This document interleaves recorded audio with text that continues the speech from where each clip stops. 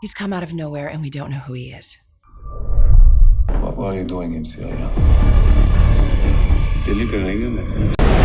You get around Syria, Israel, Texas. It's the nature of my work.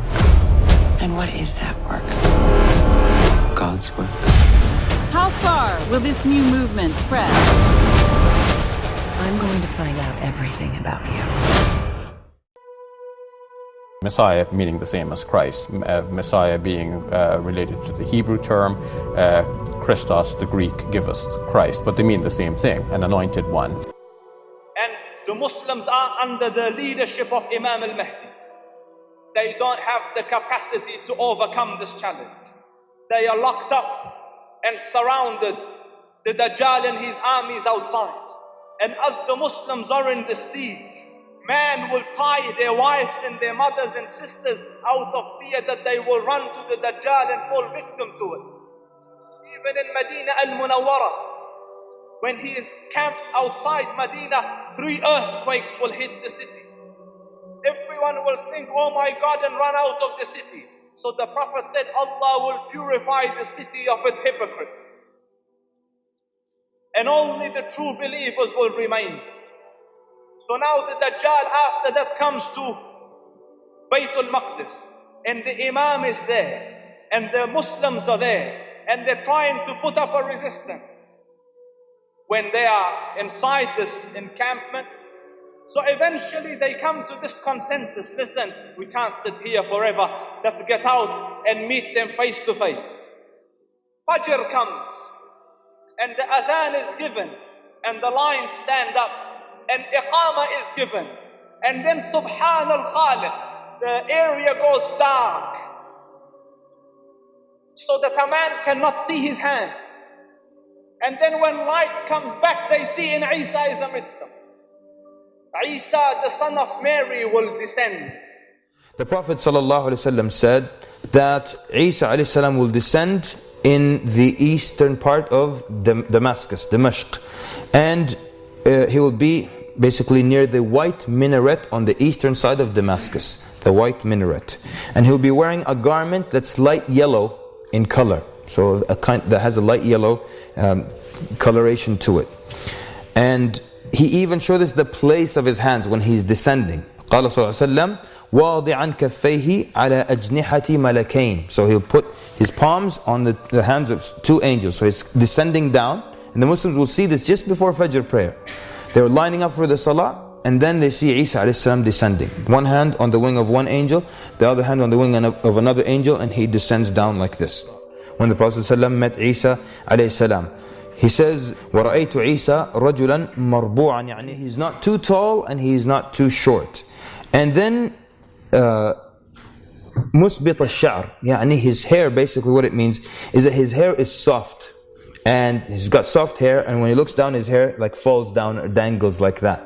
And in another hadith it says limma, the description of his hair, limma يعني when the hair gets to the earlobe, or a little beyond the earlobe, it's called limma.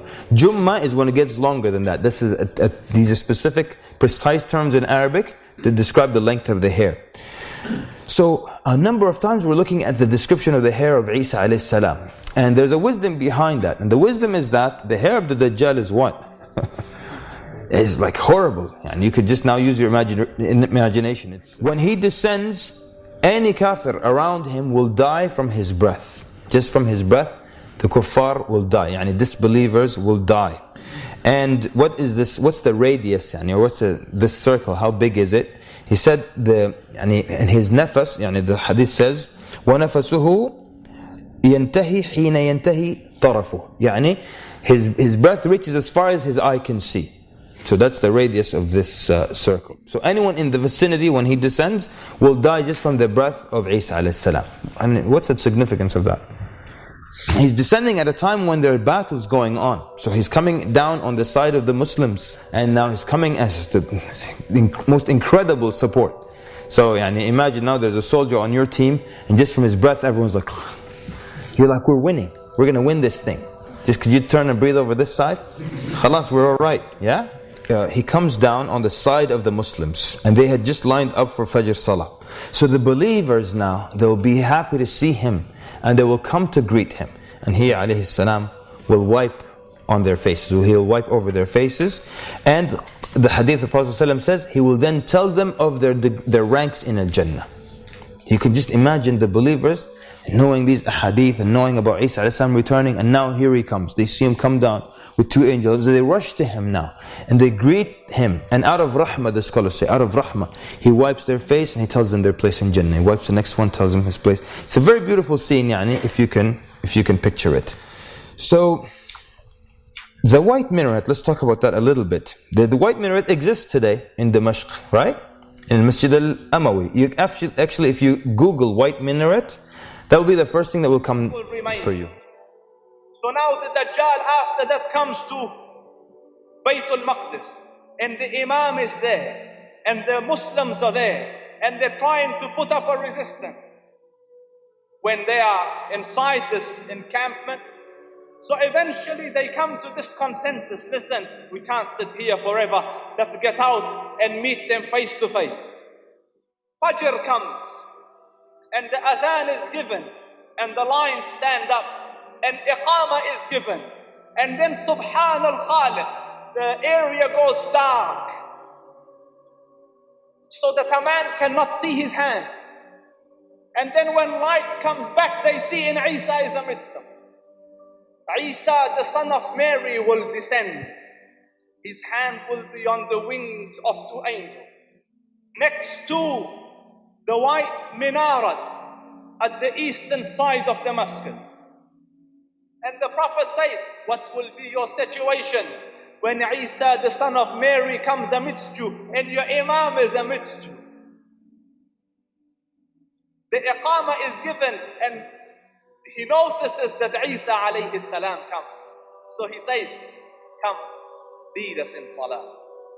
Isa alayhi salam will put his hand between the shoulders of the Mahdi and say, the iqama was given for you, so lead the salah. And then when the salah is finished and the people are ready, open the doors. And from afar, the Dajjal sees Isa alayhi salam. The false Messiah sees the real Messiah. The hadith says he starts to melt like salt and water, and he runs, and Isa alayhi salam chases him.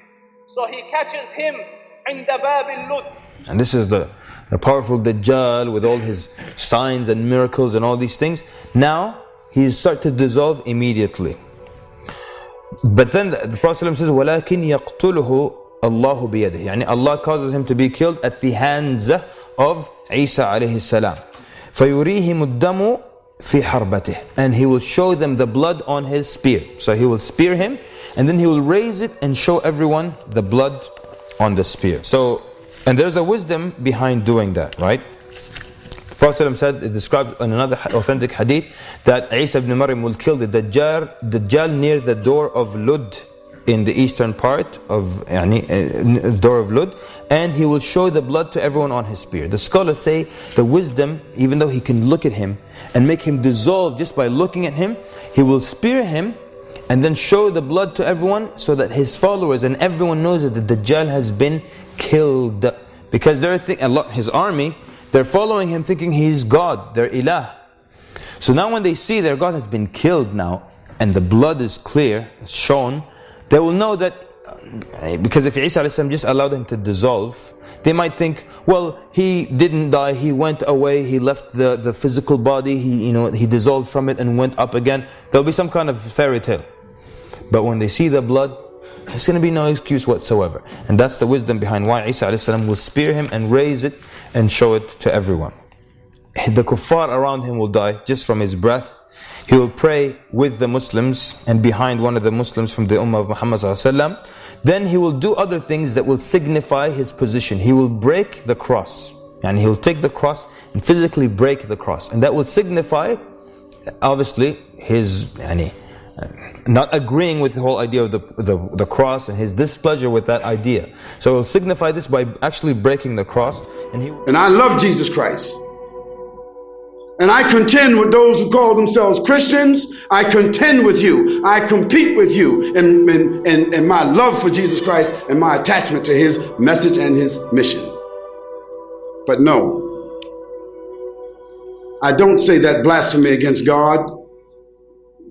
I don't put forward and perpetuate that lie concerning Jesus Christ. He never said that he is God, and Jesus Christ never said, worship me. So I don't say Jesus is God, nor do I say that we should worship Jesus Christ. And Jesus Christ never asked anybody to call themselves Christians either, just in case you don't know that. He was the Christ. In Arabic, it's called Masih. Masih or Messiah. It means anointed or appointed or selected or touched by God. Yes, he was. He was touched by God. He was appointed by God. He was anointed by God. He was selected by God. And he said, I can of my own self do nothing. But whatsoever I am ordered from the one on high, that is what I do. We have a love for Noah, Abraham, Moses, Zechariah, David, Solomon, Isaac, Ismail, Jacob, Lot, John, Jesus the Christ, and Muhammad, peace and blessings be upon all of them. And they all were servants of God, servants who submitted their wills to God. And the word Muslim means a servant or one that submits themselves to God. By that definition, Abraham was a Muslim. Moses was a Muslim. Solomon and David were Muslims.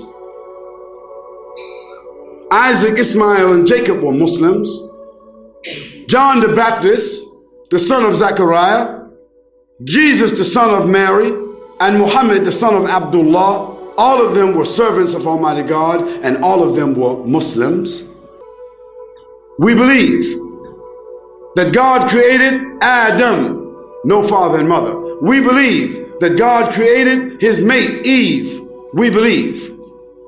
And God says in the Quran, when they ask thee about Jesus Christ, say, the likeness of Jesus is the likeness of Adam. God created both of them from dust and his word, and he said, be, and they became. This is our belief. That if God created Adam, and he had no mother and father, and his mate, and she had no mother and father, then why is it difficult for us to believe and understand and accept that God created Jesus Christ with no father but had a mother? We believe that Jesus Christ was one of the most great and powerful prophets and messenger of Almighty God, but that did not make him a man God or a God man. Such is the elevated position of Jesus Christ in the faith of Islam. Because after the Isa alayhi salam comes, everyone will either be a Muslim and there will be no other choice. So no one will have to pay jizya, the tax, to be protected by Muslims or anything like that. So everyone will have to believe in him. Khalas. I mean, obviously it's clear. When something like this, first of all, you've got the Dajjal and his armies and these fierce battles for 3 days, unbelievable battles. And now people see clearly this Isa alayhi salam descending between two angels, and these are very, very clear signs. There are no choices after this. Hey, you want to believe? Allah, after all the miracles I've seen, sure. You better be sure, sweetheart. Better be sure. He is not coming as a new prophet. He's not coming with a new Sharia. He's coming as a prophet following the Prophet ﷺ. And he will uphold the Quran. And you will see this. He will uphold the Sharia and do other things that we're coming to. But he's coming as a follower of Muhammad ﷺ. That's why the scholars say something very interesting. They say, which ummah is Isa alayhi salam from? The ummah of Muhammad sallallahu alaihi wasallam. So this something interesting the scholars say. Even though he is a prophet, he is also a sahabi. It's amazing, isn't it? When Isa alayhi salam kills al-Masih al-Dajjal, and following that, as the forces that fought along with him, etc., are jubilant, and the word spread, the defeat of Dajjal. In that period, Prophet Isa will be informed that Allah has released another people. another evil force that has been attempting to enter into this world upon human beings for generations.